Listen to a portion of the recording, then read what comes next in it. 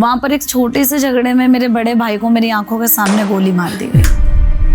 मैंने लोगों से भीख मांगी थी, सॉरी, बट सचमुच मदद हुई होती तो आज मेरा भाई जिंदा होता। शमशान में मैंने अपने सर पे पगड़ी बांधी और अपने बड़े भाई का अंतिम संस्कार किया। पता नहीं उस वक्त क्या हुआ,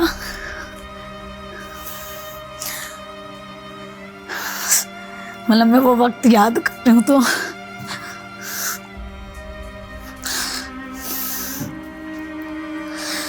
मैं वहां से उठी और अपने भाई की चिता पे चली गई। मैंने रोते हुए उसकी चिता की राख को अपने माथे पर, अपने बालों पर, अपने तन पे पागलों की तरह मलने लगी। जब मैं फर्स्ट टाइम एक शव को लेके लवारिस शमशान पहुंची तो वहां पे पंडित जो थे वो मेरे सामने डंडे लेके खड़े हो गए कि तुम कैसे अंतिम संस्कार कर दोगी, हम तुम्हें करने ही नहीं देंगे। जब सेवा में उतरी तो उनके कफन का भी इंतजाम करना पड़ता था, उनकी लकड़ियों का भी इंतजाम करना पड़ता था। मेरे मम्मी पापा ने मेरे लिए कुछ गहने बना के रखे थे शादी के लिए। मैं क्या करती, कभी कफन मंगाना है तो अंगूठी बेच दी, कभी लकड़ियां मंगानी है तो चैन बेच दी। मैं बिना रुके 5,500 से ज्यादा लवारिस लाशों का दाह संस्कार कर चुकी हूँ, हर धर्म के लिए, यहाँ तक कि मुस्लिम्स की कब्र में अपने हाथ से खोदती हूँ। मेरा लास्ट जो हाईएस्ट बॉडीज का दाह संस्कार है वो 40 से 50 रोज का। मेरे पास 4-4 महीने के पुराने शव आते हैं। ऐसी बॉडी होती है कि नॉर्मल इंसान देख भी नहीं सकता। रेलवे की कटी हुई बॉडी है, जो लोग रोडों पे, सड़कों पे मर जाते हैं और इतने डिकम्पोज्ड होते हैं कि नॉर्मल इंसान 2 मिनट वहां खड़ा भी नहीं हो सकता। और किस किस तरह के केस होते हैं ये? एक बेड पर एक बुजुर्ग की लाश पड़ी है और वो जख्म हो रहे हैं, चूहों ने खाई हुई है। पुलिस कर्मियों ने बेटे को फोन किया तो बेटे का जवाब था पुलिस कर्मियों को कि मर तो गए, अब दाह संस्कार कर दो, इनको जलाने के लिए मैं अमेरिका से फ्लाइट पकड़ के आऊंगा। मैं एक दिन एक अंतिम संस्कार करके हाथ धोने गई, एक व्यक्ति अपने बेटे की मतलब से लाश को लेके उस ऑटो से उतर रहा है। मैंने पूछा, अंकल आपने एम्बुलेंस क्यों नहीं करी? रोते हुए बोले, बहन जी मेरे पास पैसा नहीं था। मैंने उनसे हॉस्पिटल का नाम पूछा, मैं उस हॉस्पिटल का नाम नहीं बता सकती, कंट्रोवर्सी बहुत ज्यादा हो जाएगी। अस्पताल ने एम्बुलेंस नहीं दिया? होती भी नहीं, अस्पतालों पे एम्बुलेंस नहीं होती। हमारे देश के जो भी दाह संस्कार स्थल हैं, वहाँ पे एक अलग किस्म का भ्रष्टाचार चलता है। वो आपको जानबूझ के 4 कुंटल लकड़ी देते हैं, 3 कुंटल लकड़ियों में जो है चिता का जो है अंतिम संस्कार हो जाता है, 2.5 कुंटल में हो जाता है। लेकिन नहीं, उनको मनमानी करनी है, लकड़ी बेचने, उसमें 4 कुंटल ही देंगे, लेकिन ब्राह्मण नहीं होने देंगे। आप कर दो, कल ही तुम्हारे खिलाफ जो है मुकदमे लिखे जाएंगे। हो सकता है आप जैसे बोल रहे हैं मेरे ही खिलाफ हो जाए, मुझे शमशानों में जाने से वर्जित कर दिया जाए, हो सकता है। Brought to you by New India Assurance. Life can throw yonkers too. Don't get bowled over. Get insured with Rasta Apatti Kavach policy. Visit our website to know more. नमस्ते। बैठकी के इस एपिसोड में जो हमारे साथ आज की मेहमान हैं, बड़े कमाल के इंसान हैं। उनका जज बनने का मन था, वकालत की पढ़ाई की, लेकिन जिस समय वकालत की पढ़ाई चल रही थी, दूसरे वर्ष में थी, उस समय घर बिखर रहा था, परिवार बिखर रहा था।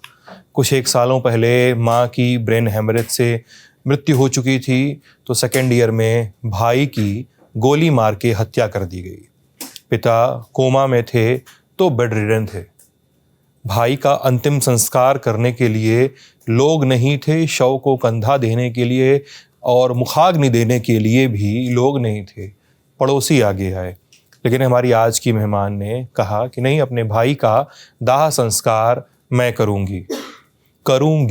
यानी हम ये बात साफ कर दे रहे हैं कि हम एक ऐसी महिला के बारे में बात कर रहे हैं जिन्होंने बरसों से चली आ रही रीतियों को चुनौती दी, जिसमें खासकर हिंदू समाज में, जहाँ पे दाह संस्कार में महिलाओं को इजाज़त ही नहीं होती है कि वो शव को मुखाग्नि दें या अंतिम यात्रा भर में शामिल हों। उस समय से एक सफ़र शुरू हुआ जो अपने चेहरे पे और अपने बालों में राख मलने से शुरू हुआ था। वो सफ़र जो शुरू हुआ, अब रोज़ 8 से 10 लावारिस और नामालूम लाशों का अंतिम संस्कार के साथ आगे बढ़ रहा है। वो सफ़र जिसमें उनको अपने वैवाहिक जीवन की भी मुखाग्नि देनी पड़ी, क्योंकि ससुराल वालों ने कहा था कि अपने चेहरे और बालों पे राख लगा रही हो, आदमियों वाले काम कर रही हो, शमशान जा रही हो, परिवार और इस काम में से एक ही चुनना होगा। उनके लिए फैसला स्वतःस्फूर्त था, उन्होंने अपना काम चुना। और आज ऐसी पूजा शर्मा हमसे बैठकी में मुखातब है। मैम नमस्ते, बहुत बहुत स्वागत है ललन टॉप में नमस्ते आपका। कैसी हैं? भोलेनाथ की कृपा है। रिलीजियस हैं आप? नहीं, हमेशा से नहीं रही। अच्छा। पहले का जीवन ऐसा ही था जैसे एक नॉर्मल इंसान का होता है। कैसा था जीवन, थोड़ा बताइए। दोस्तों के साथ घूमना, मूवी देखना, नई नई जगहों पे जाना, ऐसा एक जीवन रहा है। क्योंकि परिवार की सबसे छोटी मैं बेटी रही हूँ, मतलब मैं अपने घर में सबसे छोटी थी भाई बहनों में, तो बहुत लाडो प्यारों से मैं पली हूँ, माँ की लाडली थी। लेकिन कहते हैं ना कि हमेशा कोई भी जो चीज़ है वो स्थायी नहीं रहती। 2019 में मेरी जो मदर थे उनकी ब्रेन हेमरेज के कारण डेथ हो गई। कितनी उम्र थी माँ की? 47 ईयर्स के अराउंड। अच्छा। तो जीवन वहाँ से थोड़ा बदला, क्योंकि मैंने कभी अपनी माँ के बिना सोना भी नहीं सीखा था। मैं अपनी माँ की बहुत लाडली थी। जीवन उस वक्त बदला। फिर आगे की जो है, मैं काउंसलर रही हूँ HIV एड्स पर, उसको आगे बढ़ाया। उस वक्त में जब मम्मी की डेथ हुई तो उस वक्त मैं MSW कर रही थी, उसको कंप्लीट करके और आगे मैंने नौकरी को चुना। लेकिन शायद भगवान को कुछ और मंजूर था। कहते हैं कि हम कुछ भी सोच लें लेकिन होगा वही जो शिव चाहेंगे। 2022 के अंदर एक मामूली से झगड़े में 13 मार्च 2022 को, अच्छा, मैं दिल्ली के एक नंद नगरी इलाके में रहती हूँ, जो कि दिल्ली का नॉर्थ ईस्ट इलाका है। नॉर्थ ईस्ट दिल्ली में जो आता है। हाँ जी, नंद नगरी। वहां पर एक छोटे से झगड़े में मेरे बड़े भाई को मेरी आंखों के सामने गोली मार दी गई। क्या हुआ था, घटनाक्रम बताइए थोड़ा। सर, झगड़ा हुआ था, एरिया के कुछ लोग थे, उनके अच्छा। साथ मेरे बड़े भाई का झगड़ा हुआ था। झगड़ा किस बात को लेके हुआ मुझे आज तक नहीं मालूम, लेकिन मैं अपने भाई की आवाज सुनकर पार्क गई तो उनका झगड़ा हो रहा था, तो मैं अपने भाई को समझा के घर ले आई। उसके कुछ टाइम बाद जब भाई घूमने के लिए बाहर निकले तो मैं उनके पीछे चल दी। इतने में जिस लड़के से झगड़ा हुआ था वो और अन्य 2 लोग और, जिनके ऊपर ऑलरेडी पहले से 2 से 3 मर्डर केस चल रहे थे, मतलब उनका वही काम था, हम ये बोल सकते हैं। उन्होंने सामने से आकर सीधे मेरे भाई के सीने पे गोली मार दी। कितनी गोलियां मारी गई भाई? 1 गोली मारी थी सीने पे। वो वक्त, उस वक्त ने मेरी जिंदगी बदल दी। मुझे वो वक्त आज भी याद है। मैंने लोगों से भीख मांगी थी भाई की मौत के बाद। शायद अगर, सॉरी बट, सचमुच मदद हुई होती तो आज मेरा भाई जिंदा होता। मतलब बताइए थोड़ा प्लीज। ज्यादा ब्लीडिंग होने की वजह से उसकी डेथ हो गई, क्योंकि कोई वाहन जल्दी से नहीं मिल रहा था उसको हॉस्पिटल तक ले जाने के लिए। फिर मेरे भाई का एक दोस्त आया, मेरी आवाज, मेरी चीख पुकार सुनकर उसके साथ में एक ई-रिक्शे में डाल के अपने भाई को नियर बाय एक GTV हॉस्पिटल पड़ता है, वहां लेके गई। डॉक्टरों ने उसको मृत घोषित कर दिया। हिम्मत नहीं बची थी कि मैं अपनी 90 साल की बूढ़ी दादी को, अपने उस बूढ़े पिता को किस मुंह से बताऊंगी कि जिसके कंधे पे सवार होकर तुम्हें जाना है, तुम उस बेटे को खो चुके हो। मैं अपने भाई के शव को लवारिस छोड़कर और वहां आ गई जहां मेरे भाई की हत्या हुई थी, क्योंकि मुझे कुछ समझ में नहीं आ रहा था मैं क्या करूं। क्योंकि भाई की जो हत्या है वो एरिया में हुई थी, लोगों को पता चल चुका था। जब लोगों द्वारा इस बात की सूचना मेरे पापा को मिली तो वो कोमा में चले गए। वो ये सदमा, अपने जवान बेटे को खोने का सदमा बर्दाश्त नहीं कर पाए। भाई का नाम क्या था मैम? रामेश्वर शर्मा। और क्या हम करते थे उसको भाई? राम बोलते हैं। वो मेरे साथ नौकरी करता था। नौकरी करता था साथ में? हाँ जी। जी। जब मेरे भाई का शव मेरे घर आया तो कोई मर्द उसका अंतिम संस्कार करने वाला नहीं था। मैं लोगों की बातों को उस वक्त सुन रही थी। मोहल्ला पड़ोस था कि हम अंतिम संस्कार कर देंगे, हम अंतिम संस्कार कर देंगे। कहीं से आवाज आती है कि जवान लड़का है, अकाल मृत्यु मरा है, अगर तुम्हें चिपट गया तो। मैं उस वक्त लोगों की बातों को सुन रही थी। मतलब भूत प्रेत का चक्कर वो बता रहे थे। अच्छा अच्छा। मैं उस वक्त लोगों की बातों को सुन रही थी और सुनते हुए मैंने फैसला लिया, मेरे भाई का अंतिम संस्कार कोई और क्यों करेगा। मैं खड़ी हुई और मैंने बोला मैं अपने भाई का अंतिम संस्कार अपने हाथों से करूंगी। मैंने अपने भाई को कंधा भी दिया साथ में मिलके आस पड़ोस के लोगों के साथ, और शमशान में मैंने अपने सर पे पगड़ी बांधी और अपने बड़े भाई का अंतिम संस्कार किया। हमारे सनातन धर्म में क्या होता है सर कि मरने के बाद हम व्यक्ति की अस्थियों को लेने के लिए शमशान में जाते हैं, मृत व्यक्ति की दाह संस्कार के बाद। ऐसे ही मैं भी अपने भाई की अस्थियों को लेने के लिए शमशान गई थी। 2 दिन हो गए थे, रोई नहीं थी, समझ में नहीं आ रहा था कुछ भी कि अब जीवन कैसे आगे बढ़ेगा। माँ चली गई, भाई चला गया, घर का क्या होगा, घर का क्या होगा, बूढ़ी दादी है, मैं कैसे सब चीजों को संभालूंगी, पापा कोमा में है। जब कहते हैं ना कि कोई राह नहीं मिलती तब तुम्हें शिव जो है मिलते हैं, और ये सच है, ये मेरे जीवन से जुड़ता हुआ है। मैंने शमशान में पैर रखा, मैं देखती हूँ सामने शिवलिंग बनी हुई है, शिव का मंदिर है। मैं शिव को पकड़ के जोर जोर से रोने लगी, ऐसे शिकायतें करने लगी जैसे कोई व्यक्ति जिंदा मेरे सामने बैठा है, वो मेरा पिता है और मैं उससे शिकायतें कर रही हूँ कि बाबा मेरा कसूर क्या था, मेरे परिवार ने गुनाह क्या किया था, तुमने मेरी माँ छीन ली, मेरा भाई मुझसे छीन लिया, आज मेरे पिता कोमा में, मेरे को नहीं पता मैं दोबारा उनको जीवन में देख पाऊंगी या नहीं। क्यों पता नहीं उस वक्त क्या हुआ।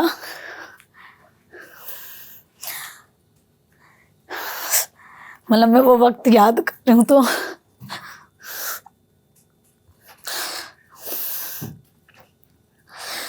मैं वहां से उठी और अपने भाई की चिता पे चली गई, जहाँ पे दाह संस्कार हुआ था। जहाँ दाह संस्कार हुआ था। मैंने रोते हुए उसकी चिता की राख को अपने माथे पर, अपने बालों पर, अपने तन पे पागलों की तरह मलने लगी। वहां पे उस वक्त जो पंडित थे उन्होंने ये दृश्य को देखते हुए मेरी वीडियो बना ली, डर से कि कभी ये वाक्य नहीं देखा कि एक जिंदा व्यक्ति के, मृत व्यक्ति की राख को अपने तन पे मल रहा है, और वो भी महिला, एक लड़की। लेकिन मैं उस वक्त एक प्रण ले रही थी क्योंकि मेरे दिल और दिमाग पर एक बात बहुत गहरा असर कर चुकी थी कि अगर भाई की हत्या एरिया में नहीं हुई होती तो मैं कभी वो हिम्मत नहीं जुटा पाती कि मैं पापा या दादी को ये बोल पाती कि भाई इस दुनिया में नहीं रहा, मेरे भाई को लवारिस में जला देते हैं। तो उन लोगों का क्या होता होगा जो रोडों पर हैं। भाई आपको क्या करके बुलाते थे?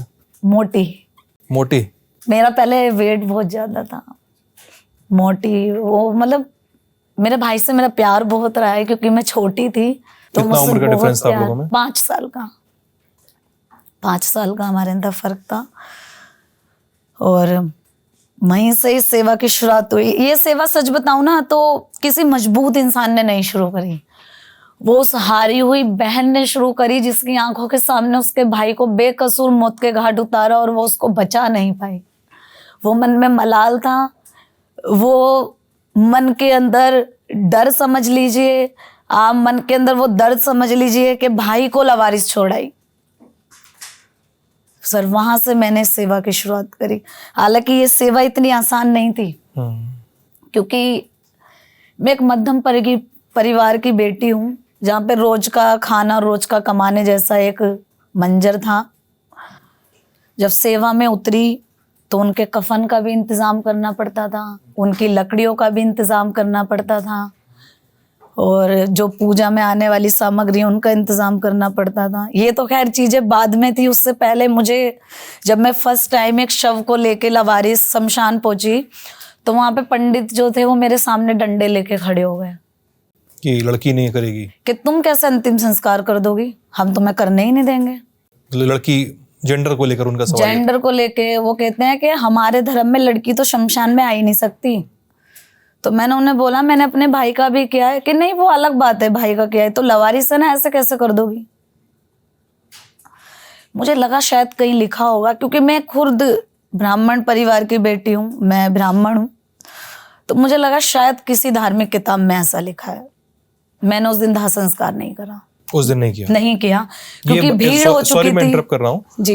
भाई की मृत्यु के कितने दिन बाद ये वाकया हुआ था कि आप दाह संस्कार करने? तकरीबन 20-25 दिन बाद। अच्छा।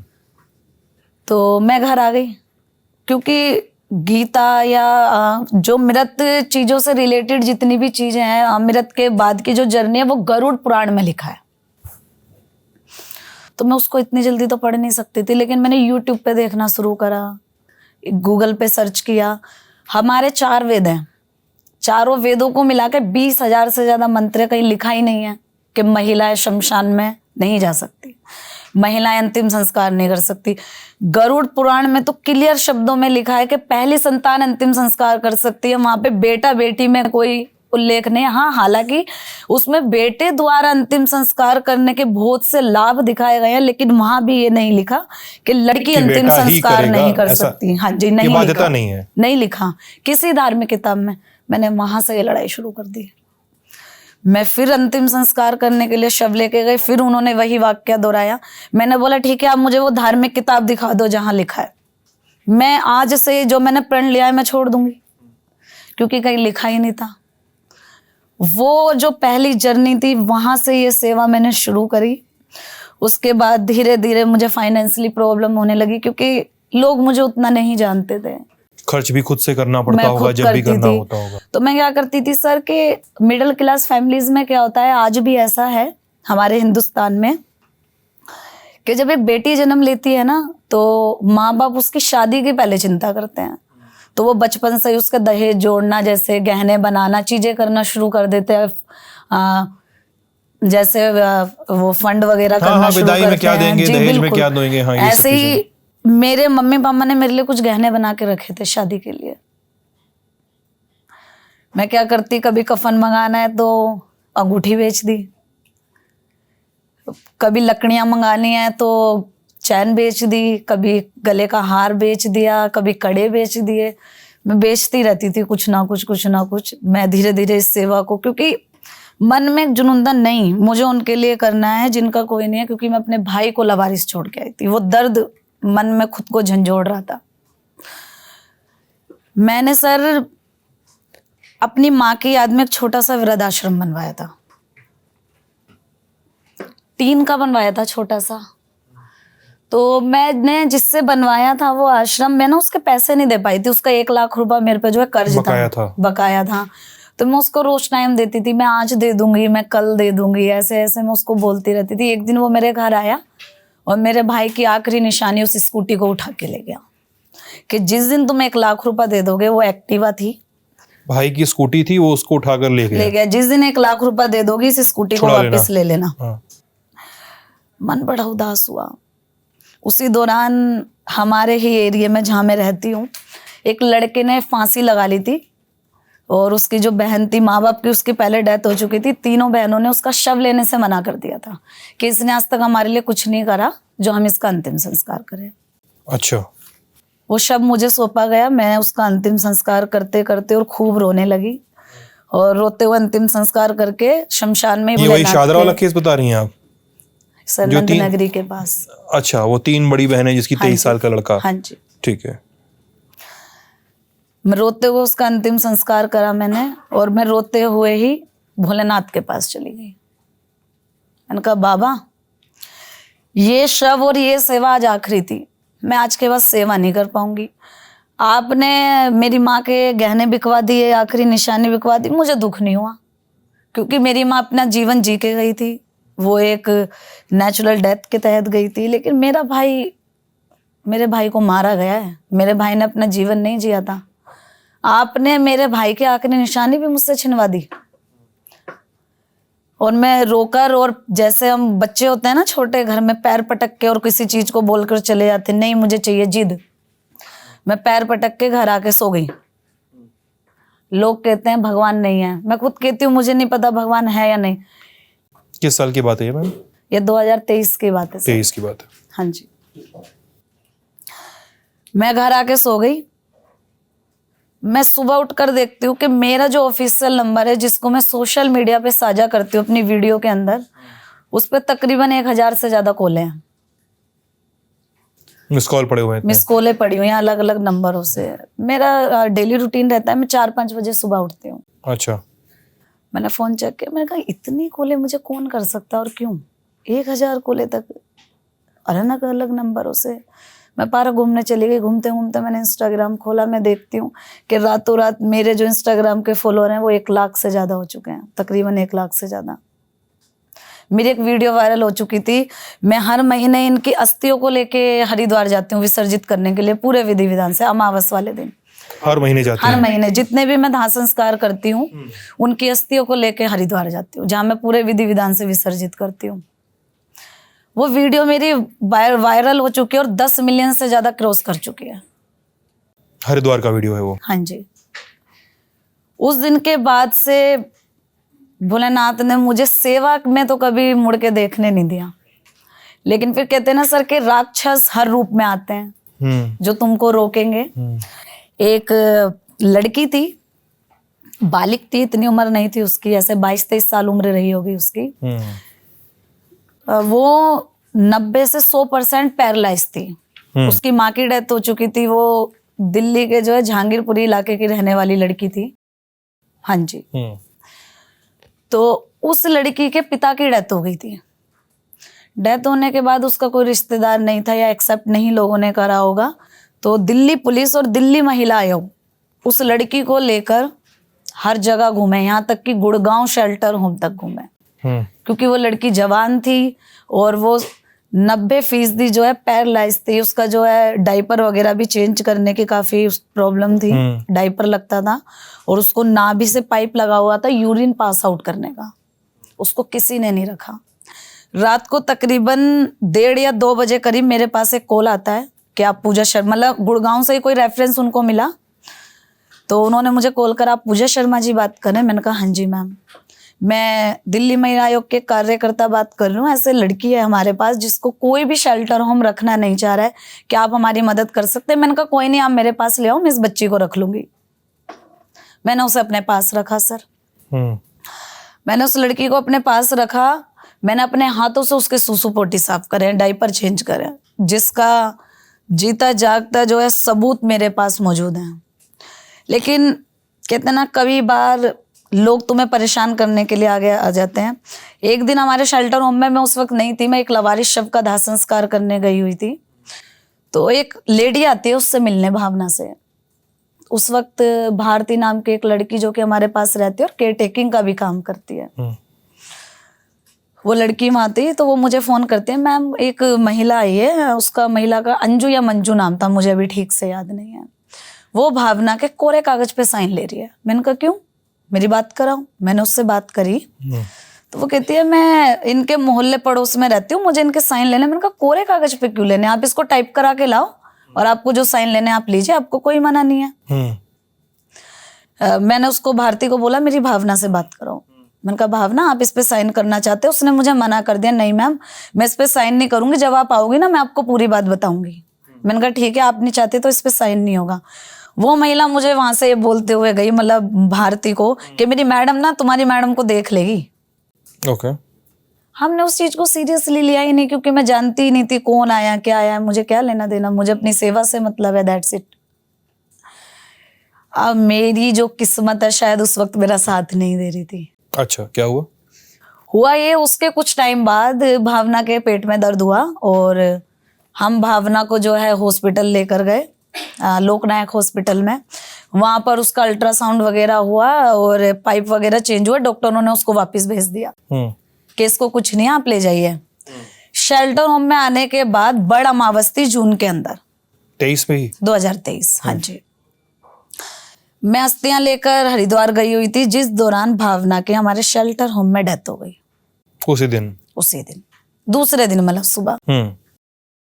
जिसकी सूचना मैंने सेवा धाम पुलिस चौकी को लिखित रूप में दी, जिसकी सूचना मैंने जो कार्यकर्ता सामाजिक उसको मेरे शेल्टर होम में छोड़ के गई थी ऑन रिकॉर्ड फोन पर दी, जिसमें मैंने ये भी क्लियर बोला कि आप इसका पोस्टमार्टम कराना चाहते हैं तो करा लीजिए, लेकिन गर्मी का टाइम है, ज्यादा देर शव को मत रखवाना, वरना जो है डिकम्पोज जो है वो बॉडी हो जाएगी।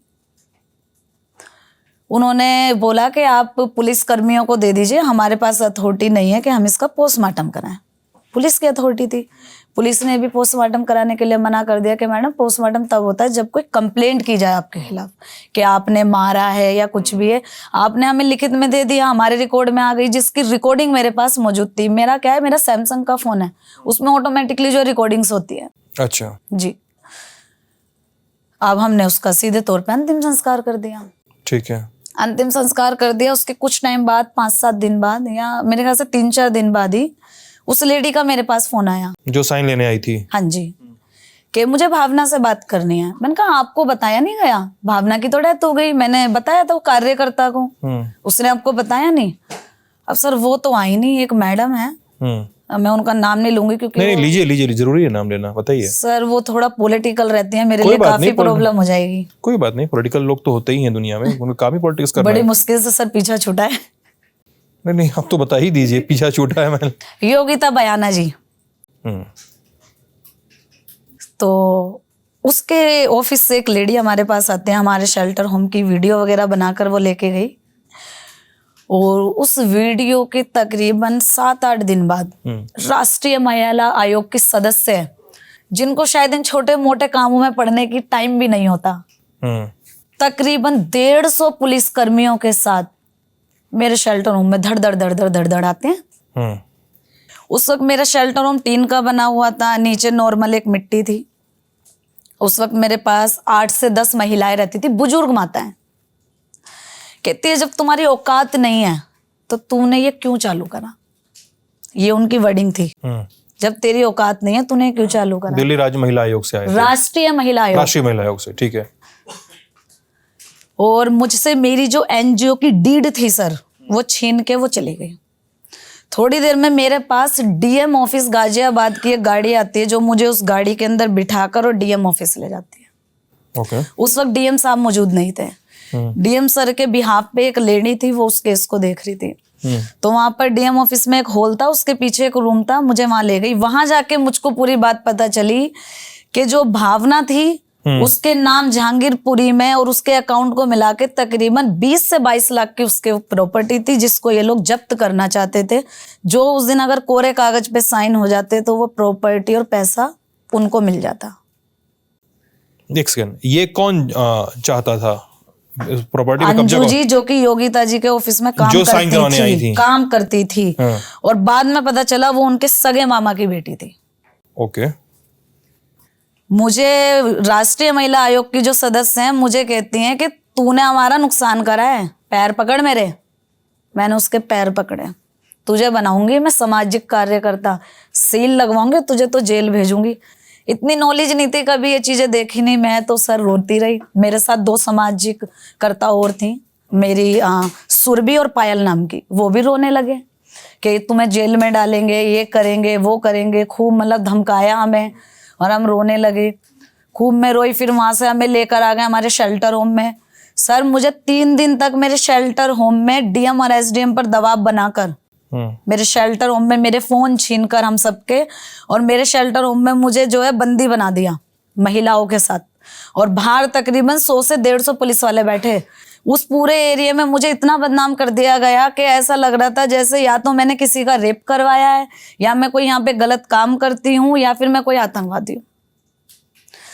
3 दिन तक भूखा प्यासा हमारे को हमारे शेल्टर होम में रखा गया उन बुजुर्ग माताओं के साथ। उसके बाद जिस तरीके से मैंने फोन जो है, उस वहां पर एक सर थे पुलिसकर्मी, मैंने हाथ पैर उनके जोड़कर एक फोन लिया। मेरे एक सर थे कुलदीप, वो क्या है, वो मीडिया से रिलेटेड है। मैंने उन्हें फोन करा रोते हुए, सर मेरे साथ ये हो रहा है। उन्होंने बोला घबराइए मत। वहां से रिपोर्टर आए, उन्होंने रिपोर्टिंग करी। और जो एसडीएम थे वहां से तहसीलदार मैडम आई, जो वहां पे महिलाएं रहती थी, उनकी रिकॉर्ड करा गया बयान, जिसकी वीडियोस भी मेरे पास मौजूद है, सोशल मीडिया पे भी है। महिलाओं ने ये बोला कि जब हम रोडों पे मर रहे थे तो राष्ट्रीय महिला आयोग कहाँ था? जब हम बुजुर्गों का रेप हो रहा था रोडों पर तो राष्ट्रीय महिला आयोग कहाँ था? लिखित में है वो कि हमें यहाँ पर खाना मिल रहा है, हवा मिल रही है, पूजा हमारी सेवा करती है, हम बीमार होते हैं हमारा इलाज कराती है, हम यहाँ से नहीं जाना चाहते। अगर आप हमें यहाँ से जबरन लेके जाएंगे तो हम सामूहिक तौर पे यहाँ पर आत्महत्या कर लेंगे फांसी लगाकर। मेरी वो रिपोर्ट राष्ट्रीय महिला आयोग में गई तो उनका ईगो हर्ट हो गया कि ये तो हमसे जीत गई, इसको कैसे जीतने देंगे।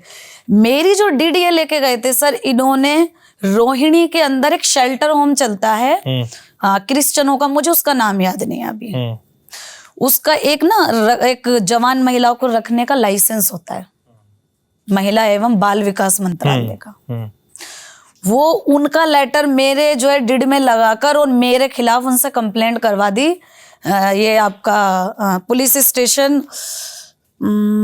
बीहड़ सा इलाका है वो, मतलब दिल्ली का एक आखिरी कोना है वो, मुझे वो पुलिस स्टेशन का नाम याद नहीं है, कि पूजा शर्मा नाम की लड़की तुम्हारे लाइसेंस में वहाँ शेल्टर होम चला रही है।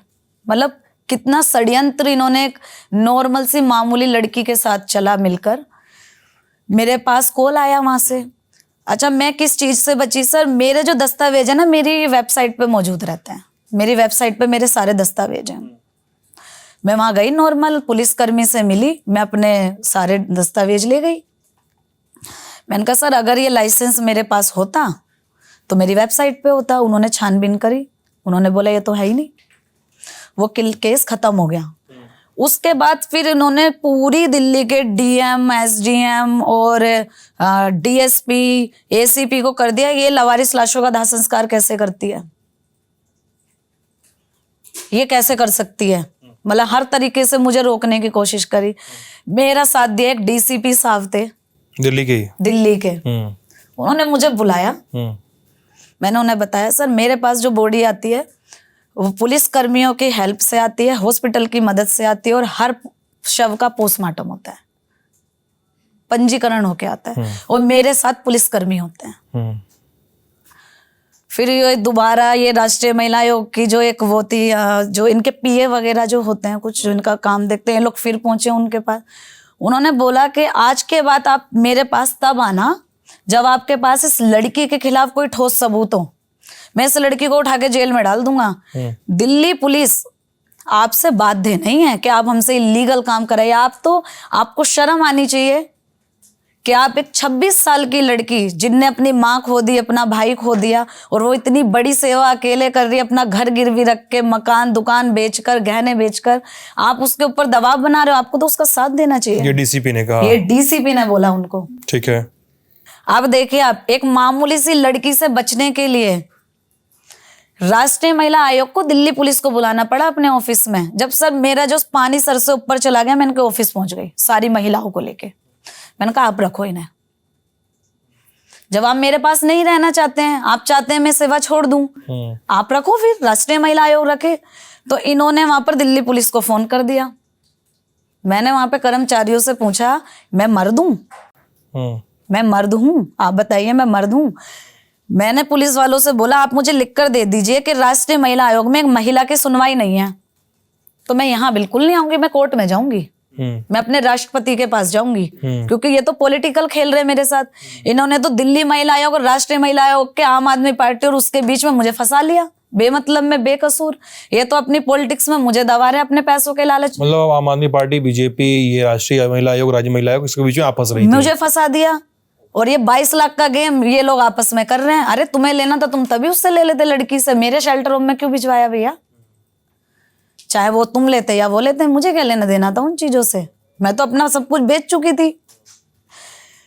उस दिन मैं उससे मिली, लेडी से जाकर आमने सामने। मैं उसके कमरे में पैर रखती हूँ सर, वो बड़ी मेरे से मीठी मीठी बातें करती है। जो महिला कल तक मुझे गालियां दे रही थी डीएम ऑफिस में, पैर पकड़वा रही थी, वो मुझे कहती है नमस्ते बेटा, आ जाओ बेटा। मैंने कहा पूजा बेटा कुछ तो गड़बड़ है, ये इतना मीठा मीठा आज कैसे बोल रही है? जो कल तक तुझे डीएम ऑफिस में गालियां दे रही थी, दबाव बना रही थी। मैं देखती हूँ सामने उन्होंने रिकॉर्डिंग के लिए वो लगाया हुआ है फोन। मैंने कहा ठीक है, आज मैं तुम्हारे मुंह से तुम्हारी चोरी उगलवाऊंगी। मैं बैठ गई, मैंने कहा नमस्ते मैडम। मैंने कहा आप बताइए आपने मेरे साथ ये चालबाजी क्यों करी? आपने मेरे डिड के अंदर दूसरे का जो है लाइसेंस लगा के मेरे खिलाफ झूठा मुकदमा क्यों लिखवाया? मैं डालूं आप पे मानहानि का मुकदमा? मेरे पास वो दस्तावेज मौजूद हैं। हमने कराया? मैंने कहा आपने कराया। आपने मेरे से, इन्होंने मेरे से 2 लाख रुपए की मांग करी थी सर। मैंने कहा आपने मेरे से 2 लाख रुपए मांगे थे, जिसका मेरे पे सबूत है। मैं आपके ऑफिस में आपको बोल के जा रही हूँ आप मेरे पे मानहानि का मुकदमा डालो, कोर्ट में सबूत मैं दूंगी। और इन महिलाओं को आप रखो, और मैं यहाँ से अभी जा रही हूँ।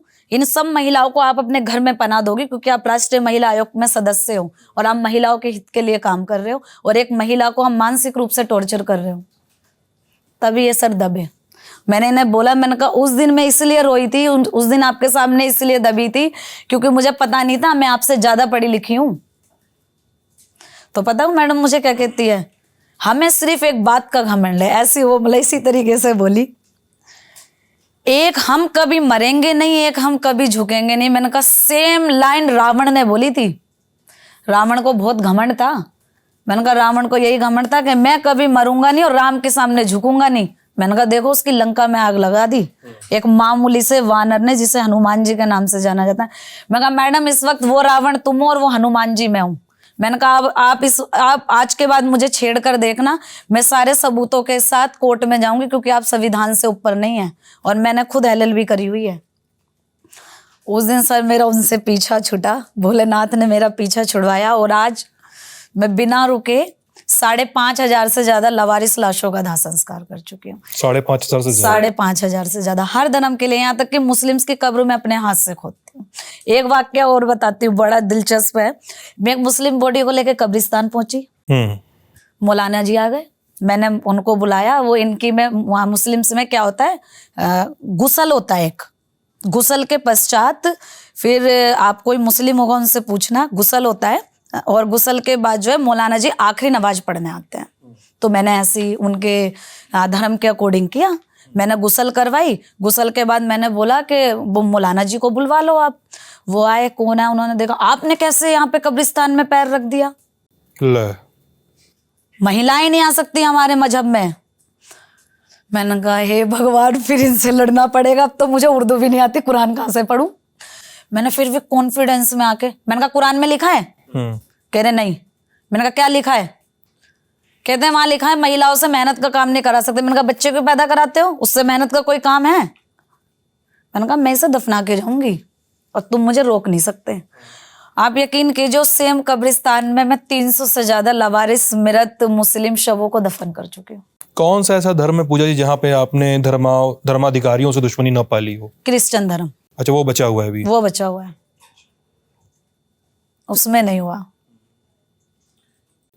आपने अभी बताया कि 4 से 5 बजे उठ जाती हैं। इस इंटरव्यू के पहले आप बता रही थी कि आपका फ़ोन अपने सहयोगी को दिया हुआ है, क्योंकि ये जो समय होता है दोपहर में 12 बजे का, 11-12 बजे का वक्त, इस समय पुलिस थानों से फ़ोन आने का वक्त होता है। हाँ जी, और हॉस्पिटल से। हाँ, क्या होता है, दिनचर्या क्या होती है आपकी? सुबह उठती हूँ, मेरा छोटा सा वृद्धाश्रम है। सबसे पहले मैं एनिमल लवर हूँ। सुबह उठ के मैं डॉग्स को फीड कराती हूँ अपने एरिया में, आसपास में। उन्हें करा के थोड़ा पार्क में घूमने के बाद जो वृद्ध माताएं उनसे खूब सारी बातें करनी, उनके साथ बच्चों की तरह खेलना। नहाकर मैं नाश्ता, मतलब मैं घर का ही खाती हूँ, बाहर नहीं खाती हूँ। घर का खाना खा के मैं तकरीबन 11 बजे घर से निकल जाती हूँ। मैं हॉस्पिटल्स और पुलिसकर्मियों से मिलना, जो दस्तावेज होते हैं उनको कंप्लीट करके 12:30-1 बजे से मेरे अंतिम संस्कार शुरू हो जाते हैं। दोपहर में अगर बॉडीज ज्यादा हैं तो रात को 3 भी बज जाते हैं, कम है तो शाम को। सब वैसे तो सनातन धर्म में सूरज जो है डूबने के बाद, अस्त होने के बाद अंतिम संस्कार नहीं कर सकते, लेकिन हमारी मजबूरी होती है क्योंकि बॉडी जो है पोस्टमार्टम की होती है, तो पुलिस को हमें जवाब देना होता है, डिकम्पोज होने का चांस होता है, तो हमें सेम डे करना पड़ता है। तो अंतिम संस्कार करके उनकी अस्थियों को बांध के फिर घर आना, फिर दूसरे दिन वही दिनचर्या हो जाता है। और जैसे मेरे साथी बता रहे थे, आसिफ हमको बता रहे थे कि शायद शनिवार और रविवार के दिन ये काम थोड़ा ज्यादा इंटेंस होता है, ज्यादा समय लेता है या ज्यादा व्यस्तता रहती है आपकी? नहीं, उस कम होती है। अच्छा, कम होती है। शनिवार इतवार कम होती है, क्योंकि मोस्ट ऑफ द जो है डॉक्टर या पुलिसकर्मी छुट्टी पे हैं या बहुत सी चीजें हैं, तो उस दौरान ये काम कम वगैरह उस दिन नहीं होता। कम होते हैं उस टाइम। 2-4 बॉडी होती है, उतनी नहीं होती है। लेकिन डेड बॉडी की संख्या सबसे ज्यादा होती है पीक ऑफ समर और पीक ऑफ विंटर्स में। अभी मैं अगर आपको जून 2024 की बताऊं तो पर डे मेरा लास्ट जो हाईएस्ट बॉडीज का दाह संस्कार है वो 40 से 50 है रोज का 2024 जून। और किस किस तरह के केस होते हैं ये? आप इसको सिर्फ गरीबी से नहीं जोड़ सकते। हाँ, इसीलिए मैं पूछ रहा हूँ। ये मैं लोगों को क्लियर कर दूं कि लवारिस शवों को गरीबी से बिल्कुल मत जोड़ना। इसमें सबसे ज्यादा तुम्हारे अमीर पिसते हैं। अच्छा। सबसे ज्यादा। मैं आपको एक वाक्य बताती हूँ। दिल्ली करोल बाग आपने सुना होगा, वहां पे नेहरू पार्क है। सडनली वहां से बदबू आनी शुरू होती है। अच्छा, एक घर से बदबू आ रही थी। बदबू आती है तो आस पड़ोस के लोगों ने पुलिस को फोन किया। अब जब वहां का गेट तोड़ा गया, लॉक तोड़ा गया, तो अंदर देखते हैं कि एक बेड पर एक बुजुर्ग की लाश पड़ी है और वो जख्म हो रहे हैं, चूहों ने खाई हुई है। और जैसे नॉर्मल बेडों के बगल में क्या होता है, टेबल होती है छोटी छोटी ना साइडों में, साइड में एक टेबल है, उस पर एक डायरी रखी है। ढूंढने पर बहुत पुलिसकर्मियों ने उनके बेटे और बेटी का नंबर निकाला। उनका जो बेटा है वो अमेरिका में बहुत बड़ा डॉक्टर है और बेटी की दुबई के एक बिजनेसमैन से शादी हो रखी है। बेटे को फोन किया तो बेटे का जवाब था पुलिस कर्मियों को कि मर तो गए, अब दाह संस्कार कर दो, इनको जलाने के लिए मैं अमेरिका से फ्लाइट पकड़ के आऊंगा। ये जवाब था बेटे का। और बेटी को फोन किया तो बेटी बोलती है मेरा तो पापा से कोई मतलब नहीं था, मेरे तो 2 बच्चे हो चुके हैं, मैं तो अपने जीवन में बहुत आगे बढ़ चुकी हूँ, आप देख लो कैसे करना है। एक माँ बाप ताउम्र खून से सींचकर अपने खून पसीने की कमाई लगा के अपने बच्चों को विदेश भेजते हैं और उनके मरने के बाद बच्चे उनका अंतिम संस्कार करने के लिए भी वापस नहीं आते। मेरे पास डेली ऐसी कॉलें आती हैं कि मेरी आत्मा ना मेरे से सवाल कर देती है कि मैं किस समाज में जी रही हूँ। जब एक कांपती हुई आवाज आती है ना सर, और ये बोलती है बेटा पूजा शर्मा बात कर रहे हो? हाँ जी मैं पूजा शर्मा बात करूं। बेटा मेरा रजिस्ट्रेशन कर ले। किस चीज का माता जी? हमें डर है हम खत्म हो जाएंगे तो कि जलाने हम वाला मर कोई नहीं जाएंगे ना, तो हमारी जो लाश है ना वो जानवर ना खा जाए, हमें जलाएगा कौन? हमारे बच्चे तो नहीं आने वाले। तो मुझे क्या है, मुझे उनका मन तोड़ना नहीं होता है, मुझे उनको मजबूत करना होता है। मैं सर ऐसे उनका मन रखने के लिए बोल देती हूँ कि ठीक है आप मुझे अपना आधार नंबर बताइए, अच्छा ये है, नाम बताइए, एड्रेस बताइए, ठीक है मैंने तुम्हारा रजिस्ट्रेशन कर लिया, अब मैं जो है जब भी तुम्हारी डेथ होगी ना मैं तुम्हारा अंतिम संस्कार कर दूंगी। मैं उन्हें किस मुंह से बताऊं कि मुझे कैसे पता चलेगा तुम्हारी डेथ कब और कहाँ हुई? लेकिन मैं उनको ये बात नहीं बता सकती। मुझे उनके मन को मजबूत करना पड़ता है, उनको एक भरोसा दिलाना पड़ता है। ऐसी में एक बार का आपका वाक्य बताती हूँ सर, जहां से मेरी एम्बुलेंस की सेवा शुरू हुई दिल्ली शहर में। जी मैं उस पर आऊँगा। एम्बुलेंस की सेवा के पहले मेरे पास क्यूरियोसिटी है कि जब साल 2022 में भाई का मर्डर हुआ आपके, हाँ जी। वो मुकदमा कहाँ पहुंचा? क्या मुकदमा हुआ था क्या? हाँ जी वो जेल में है सर, वो तीनों मुजरिम पकड़े गए थे। मैं अपने भाई के केस में जश्मदीद गवाह हूँ। उसके चलते मेरे ऊपर भी बहुत बार अटैक हुए हैं, जिसकी जो है FIR वगैरह नगरी थाने में भी जो है डली हुई है। ओके जी बताइए, एम्बुलेंस सेवा पे कुछ बता रही थी आप। मैं एक दिन एक अंतिम संस्कार करके हाथ धोने गई। हाथ धोते हुए मैं देखती हूँ कि एक ऑटो जो है शमशान में आ रहा है। मुझे लगा ऐसे कोई नॉर्मल आ रहा होगा, मैंने इतना ध्यान नहीं दिया। मैं हाथ धो के आगे आई तो जो वो ऑटो है जहाँ पे फर्नेस है उसके आगे आके रुक गया सामने। मैं देखती हूँ एक मैले से कपड़ों में एक व्यक्ति अपने बेटे की मतलब से लाश को लेके उस ऑटो से उतर रहा है। मेरी इंसानियत उस वक्त शर्मसार हो गई थी। मैंने पूछा अंकल आपने एम्बुलेंस क्यों नहीं करी? रोते हुए बोले बहन जी मेरे पास पैसा नहीं था कि मैं अपने बेटे के लिए एम्बुलेंस कर पाता। मैंने उनसे हॉस्पिटल का नाम पूछा, मैं उस हॉस्पिटल का नाम नहीं बता सकती, कंट्रोवर्सी बहुत ज्यादा हो जाएगी। अस्पताल ने एम्बुलेंस नहीं दिया? होती भी नहीं, अस्पतालों पे एम्बुलेंस नहीं होती, कोई एम्बुलेंस नहीं होती, ऐसा कोई फंड नहीं है हॉस्पिटल पे। मैंने उनसे पूछा आप इसका दाह संस्कार कर पाओगे? उन्होंने बोला मेरे पे पैसा नहीं है। मैंने कहा आप चिंता मत कीजिए मैं करूंगी। मैंने उनसे उनकी हिस्ट्री पूछी, उन्होंने बताया मैंने अपनी 17 साल की बेटी की शादी कर दी जो कि बिहार की रहने वाली थी। बिहार के वो लोग रहने वाले थे और दिल्ली के अंदर वो जो ईंटें वगैरह ढोते हैं ना जब कोई मकान बनता है उसका काम वो करते थे। और जब उनकी बीवी की जनवरी में डेथ हो गई थी, उनके बेटे को लूज मोशन और उल्टियां लगी जिसमें उस बच्चे की डेथ हो गई। मेरा तो क्लियर है, मुझे जो चाहिए मैं शिव से मांगती हूँ, मैं इंसानों से नहीं मांगती हूँ, क्योंकि मुझे पता है वो देंगे और वही दे सकते हैं, उनके सिवा कोई नहीं देगा। वो दें या वो अपने कोई जो है व्यक्ति को भेजे, लेकिन देंगे वही, इंसान मुझे कुछ नहीं दे पाएगा। मैं भोलेनाथ के पास गई, मैंने कहा बाबा मुझे एम्बुलेंस चाहिए। मैं दिल्ली में एम्बुलेंस सेवा चलाना चाहती हूँ उन गरीब लोगों के लिए जिनके पास शमशानों तक शव लाने का पैसा नहीं होता। तो सर उसके कुछ दिन बाद ना टाइम्स ऑफ इंडिया न्यूज़पेपर में मेरा आर्टिकल छपा था 2nd पेज पे, बहुत बड़ा।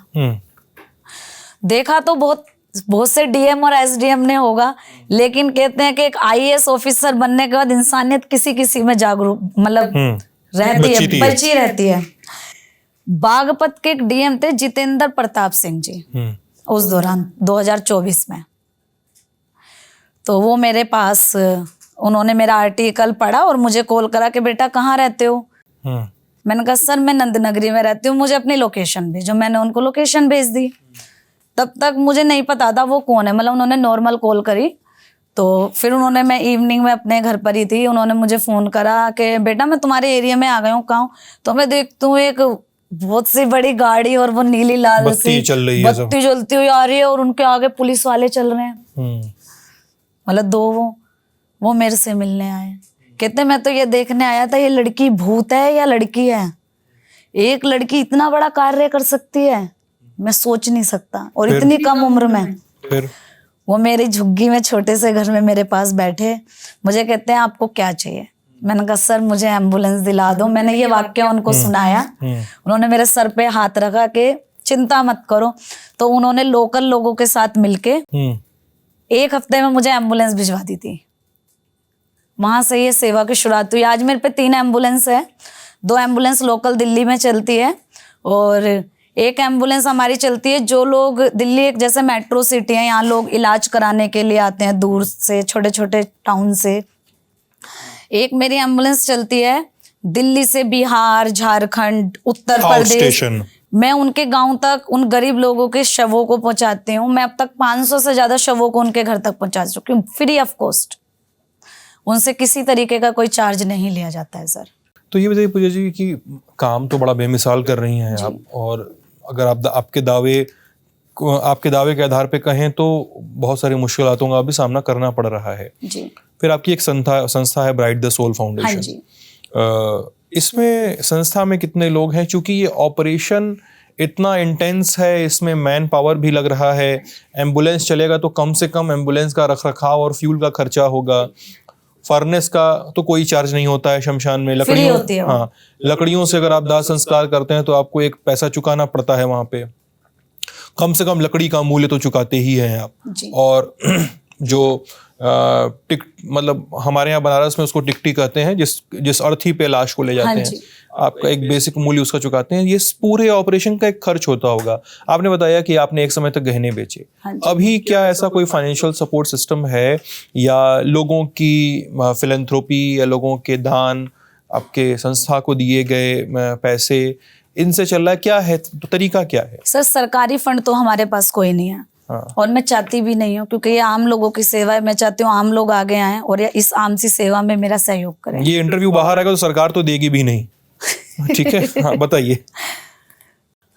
मेरे मतलब अब क्या है, मेरी वीडियो सोशल मीडिया पे बहुत ज्यादा वायरल रहने लगी। अच्छा। मुझे जब से मीडिया कवरेज मिली है, जैसे मैं बीबीसी की 100 टॉप वुमेन्स की लिस्ट में आई हूँ, 100 प्रभावशाली और ताकतवर महिलाओं की सूची में आपका नाम रहा है जी। इंडिया के 3 महिलाओं में से एक मैं हूँ।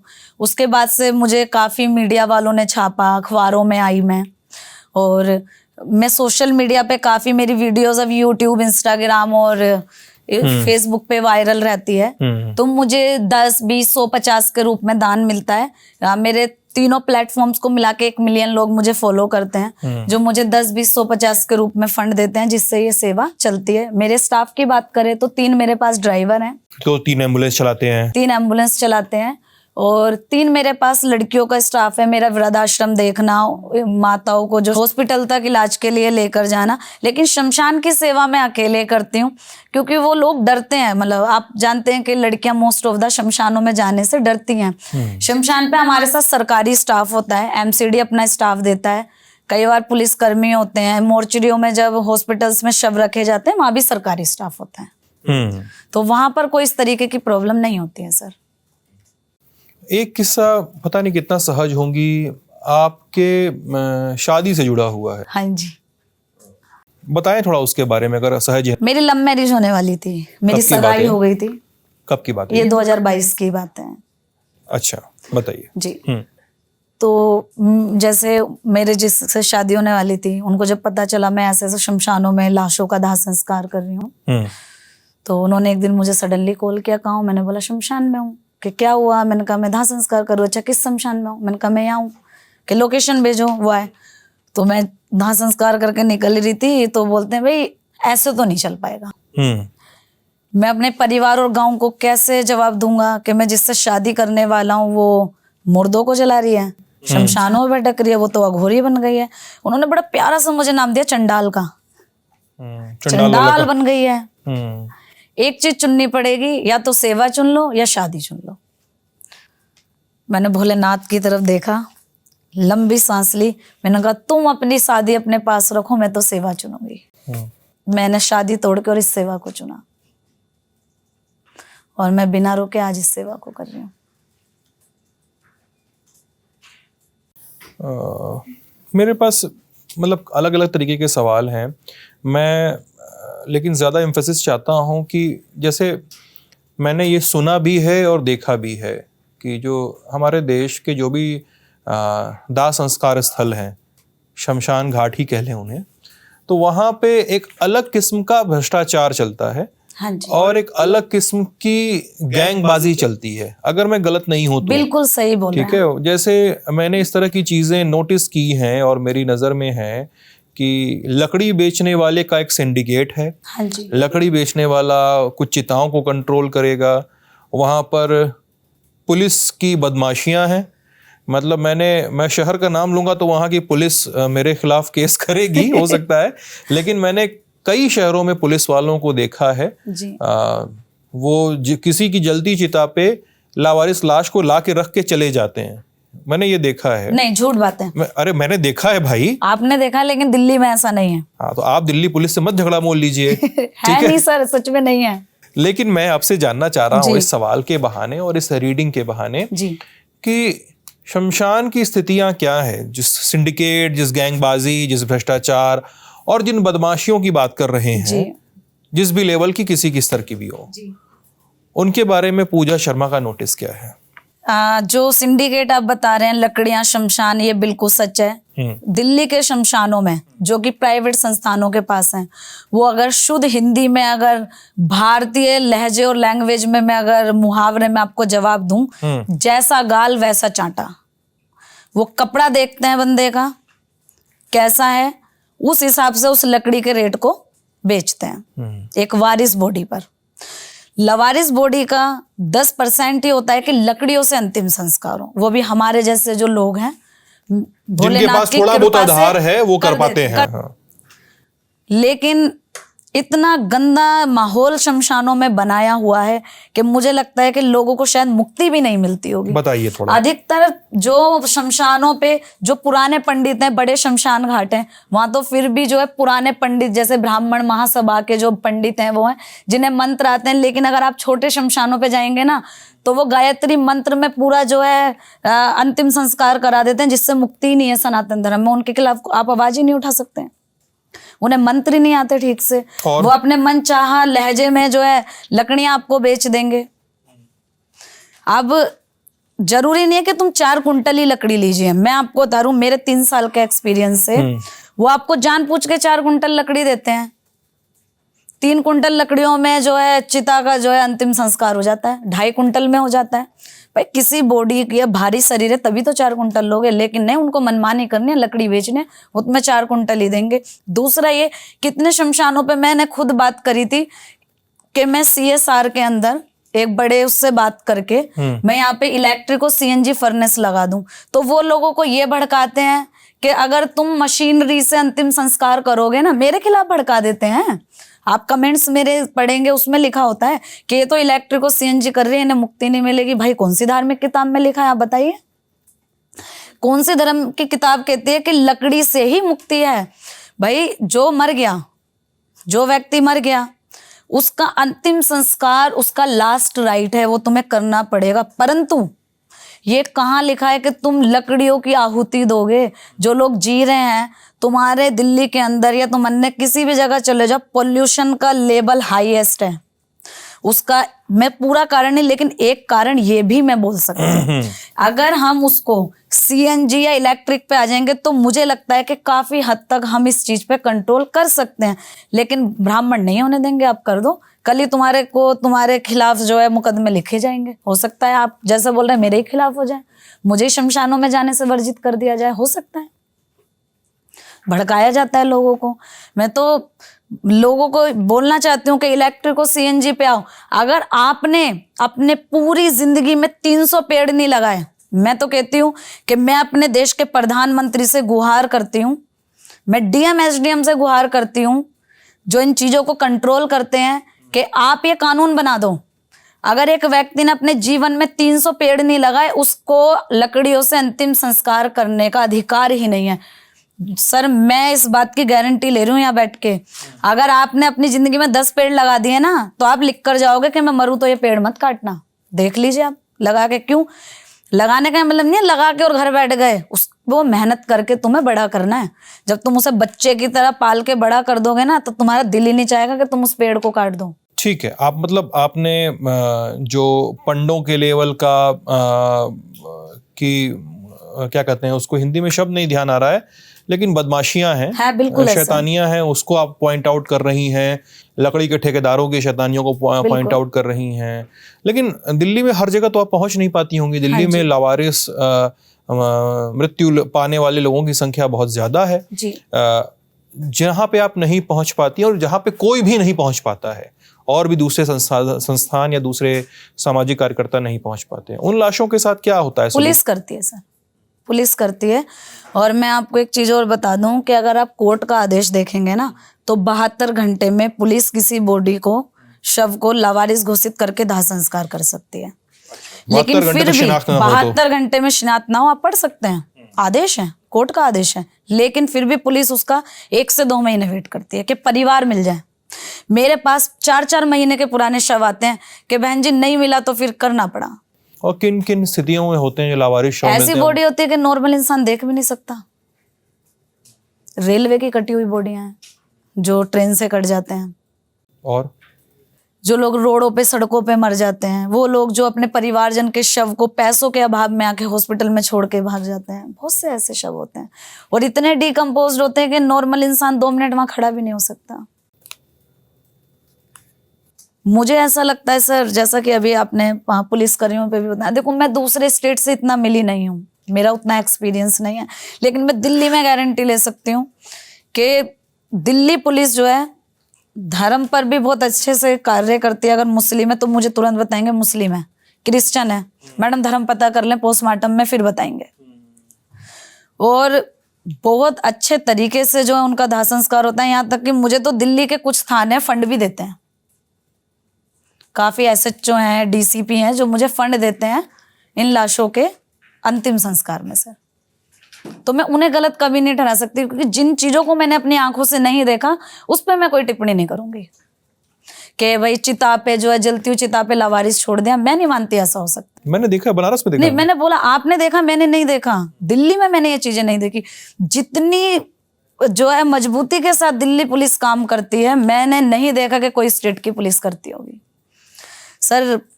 एक लावारिस शव को, आपको नहीं पता, सिर्फ पुलिस की नहीं होती सर, हॉस्पिटल की भी बहुत गुंडागर्दी होती है पुलिस वालों से। प्लीज बताइए। पुलिस वाले से एक शव को, अगर एक शव 72 घंटे से ज्यादा रखा गया ना, तो उसके भी पैसे देने पड़ते हैं दिल्ली पुलिस को। आप पूछ लीजिएगा किसी पुलिस वाले से, वो तो मोर्चरी में ही रख बताइए पाएंगे। कहाँ रखेंगे वो? उन्हें पैसा देना पड़ता है।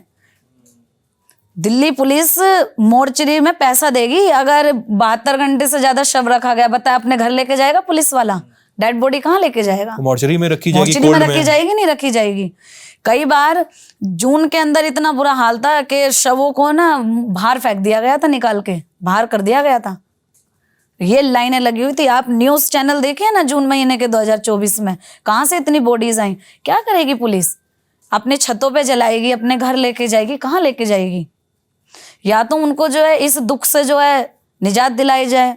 दिल्ली सरकार को ये कदम उठाने चाहिए, केंद्रीय सरकार को, कि एक बहुत बड़ी मोर्चरी बनाई जाए जहां पे पुलिसकर्मी जो है वहां पे शवों को रख सके। मतलब इनफैक्ट लावारिस शवों को तो रख सके। बहुत पैसा, ऐसा नहीं है, बहुत खर्चा करना पड़ता है पुलिस को भी।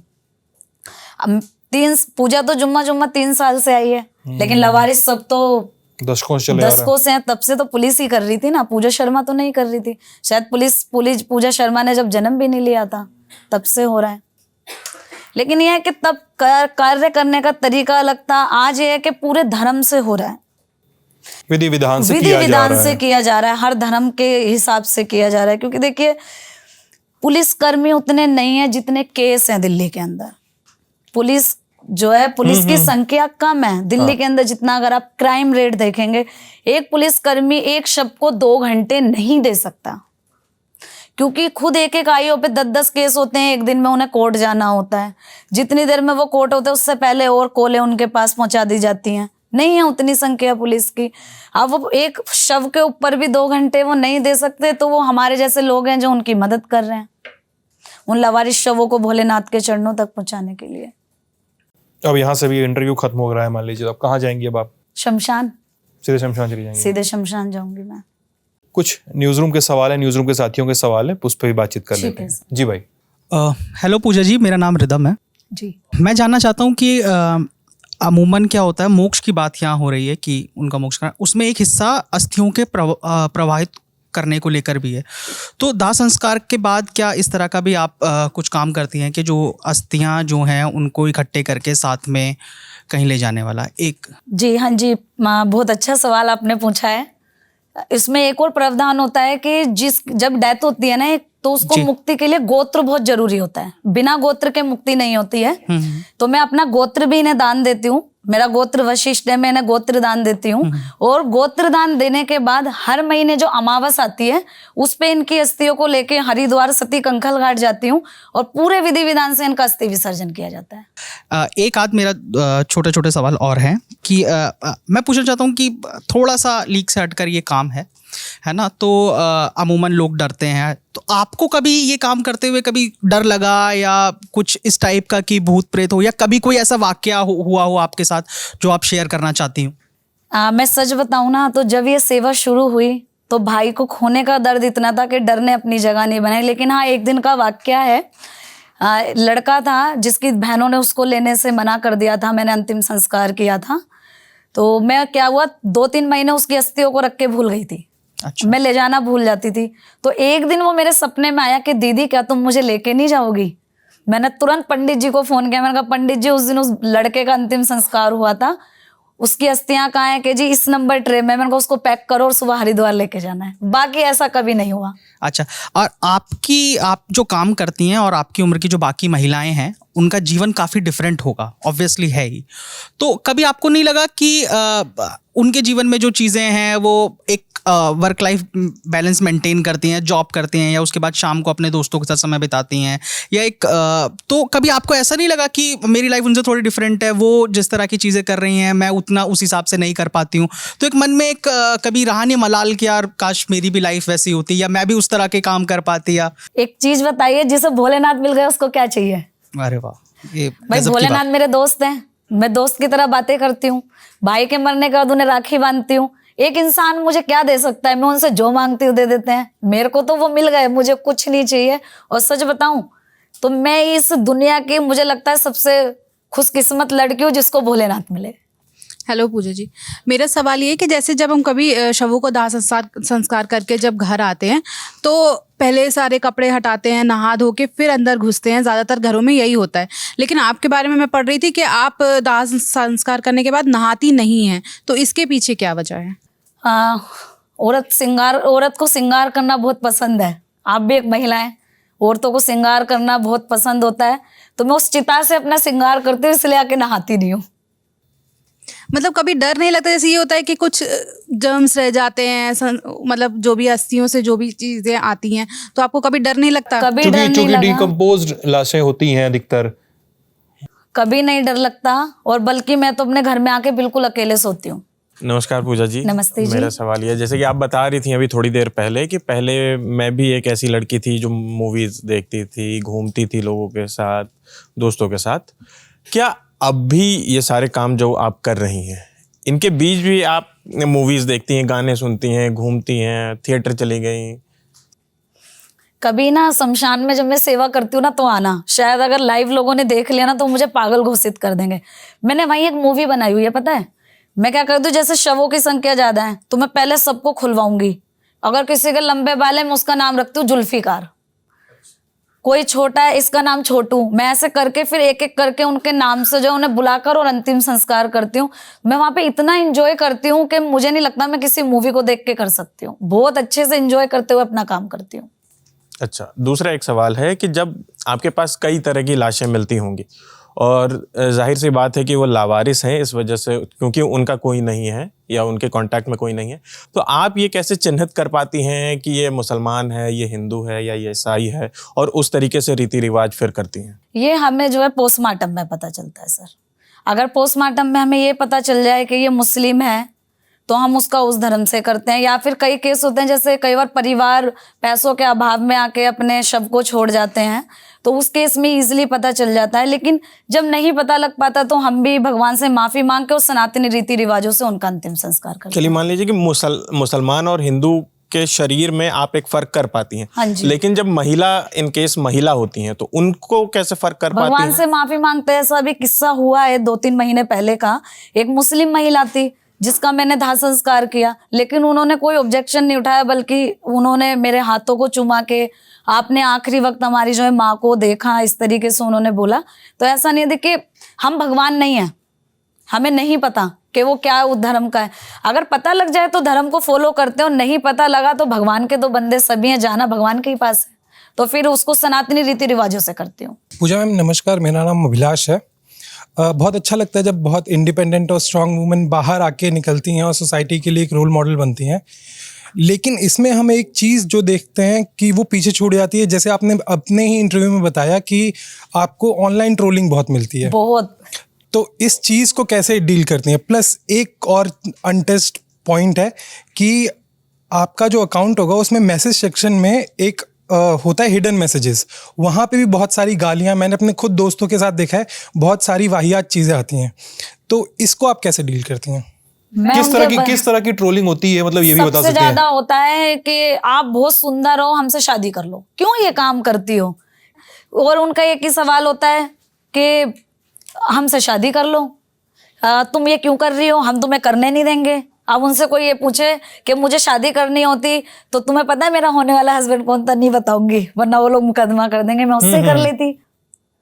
वो इतने बड़े लेवल पे था, अगर मुझे शादी करनी होती मैं उससे कर लेती। ये मेरी सेवा है, मैं सेवा कर रही हूँ। और मुझे ऐसा लगता है कि जब हम सेवा में होते हैं ना तो हम इतने सरल, इतने सिंपल हो जाते हैं, ऐसे लोगों से हमें फर्क ही नहीं पड़ता। मैं इनकी तरफ मतलब मैं आधे से ज्यादा मैसेज सिर्फ डिलीट कर देती हूँ, मैं पढ़ती ही नहीं हूँ। मैम कभी ऐसा इत्तेफाक हुआ है कि किसी के शव को आपने लावारिस समझ के उसका संस्कार कर दिया और बाद में उसके परिजन तलाशते हुए आए हों आपके पास और उन्होंने कहा हो कि हम तो तलाश रहे थे और उसके पहले ही आपने उसका संस्कार? हाँ जी, अभी रिसेंट मामला है, एक लड़का था कालका जी का, उसने जो है मॉल की एक छत पे चढ़ के आत्महत्या कर ली थी 11वें फ्लोर से। तो फैमिली ढूंढ रही थी, जनवरी में उनने आत्महत्या करी थी लड़के ने, नहीं पता लग पाया उनको। तो वो जो है मार्च में मेरे पास शव आया था लड़के का, तो मैंने उसका अंतिम संस्कार किया था। तो उनका जो परिवार के भाई वगैरह आए तो उन्होंने मेरे से बहुत बदतमीजी करी। फर्स्ट टाइम मेरे साथ ऐसा इंसिडेंस हुआ है कि उन्होंने मेरे से बहुत बदतमीजी करी। तो मैंने भी बोल दिया ठीक है आप मुकदमा लिखवा दो, कोर्ट में जवाब मैं और पुलिसकर्मी मिलके दे देंगे। तो ऐसा बहुत से वाक्य होते हैं, क्योंकि अब हमारे पास जो शव आया हमें उसका अंतिम संस्कार करना है। उन्होंने फिर मेरे से अस्थियां मांगी, मैंने कहा आप सनातनी हैं, बोले हाँ। मैंने कहा सनातन धर्म में 13 दिन के अंदर अंदर अस्थि विसर्जन करने का प्रावधान है। अब बताओ मैं तुम्हें 2 महीने बाद कहाँ से अस्थियां ला कर दूं, मैं तो नहीं ला के दे सकती। तो उन्होंने बहुत सी मुझे धमकियां दी कि हम मुकदमा लिखवा देंगे, ये कर देंगे, वो कर देंगे। मैंने कहा जी लिखवा लो, मैं क्या कर सकती हूँ, आ जाऊंगी जेल चली जाऊंगी, और क्या कर सकती हूँ। तो बहुत से वाक्य होते हैं ऐसे। पूजा जी 2019 में आपकी माताजी का देहांत हुआ, 2022 में आपके भाई की भी हत्या कर दी गई कुछ कारणों से। उससे पहले किस तरीके का घर में माहौल था? क्या इतनी आज़ादी थी माताजी या भाई के जाने से पहले कि आप इस तरीके की चीज़ अगर करती वो लोग होते तो क्या अलाउ होता? क्योंकि लड़कियों के लिए बहुत बड़ा सवाल होता है जब आप निकलते हैं सोसाइटी में इस तरीके से बाहर। देखो मैं अगर पहले की बात करूं तो मैं खुद अगर गली में किसी की डेथ हो जाए ना तो 6 दिन बाहर नहीं निकलती थी कि भूत है मुझे चिपट जाएगा। क्योंकि मैं तो अपनी माँ से यही सुनकर बड़ी हुई कि भूत होते हैं, आत्माएं होती हैं। तो लेकिन मुझे ऐसा लगता है कि मैं जो मजबूती मुझ में आई वो मेरी माँ की वजह से आई। शायद मेरी माँ अगर जिंदा होती और भाई के साथ ऐसा इंसिडेंस हुआ तो वो मुझे नहीं रोकती, लेकिन शायद ऐसा इंसिडेंस नहीं हुआ होता तो मेरे भी मन में ये बात नहीं आती। क्योंकि जब हम किसी दर्द को देखते हैं ना, जीते हैं, तब हम दूसरे का दर्द समझ पाते हैं। अगर मैं अपने भाई को लवारिस नहीं छोड़कर आती तो शायद इस सेवा में कभी ना आती। तो आज मैं उनके दर्द को समझ पा रही हूँ। इससे पहले की अगर बात करें तो मुझे नहीं लगता कि कोई माँ बाप अपनी बेटी को ऐसे जाने के लिए अलाउ करेंगे हमारे समाज में बेसिकली। पूजा जी, आप ललन टॉप में आई, आपका बहुत बहुत शुक्रिया। ये बैठकी का एपिसोड आप सभी के लिए। बताइए हमें कैसा लगा कमेंट सेक्शन में। कमेंट सेक्शन इसलिए भी है कि आप बता सकें कि आप किन्हें देखना चाहते हैं, बैठकी में किस तरह की विषयों पर डिस्कशन चाहते हैं, हम उस पर भी बात करेंगे। इस पूरे एपिसोड को क्यूरेट करने में हमारे साथी आसिफ असरार ने मदद की, शूट करने में अमितेश, सचिन और आलिश, मैं सिद्धांत। आप ललन टॉप देख रहे थे, आपका बहुत बहुत शुक्रिया।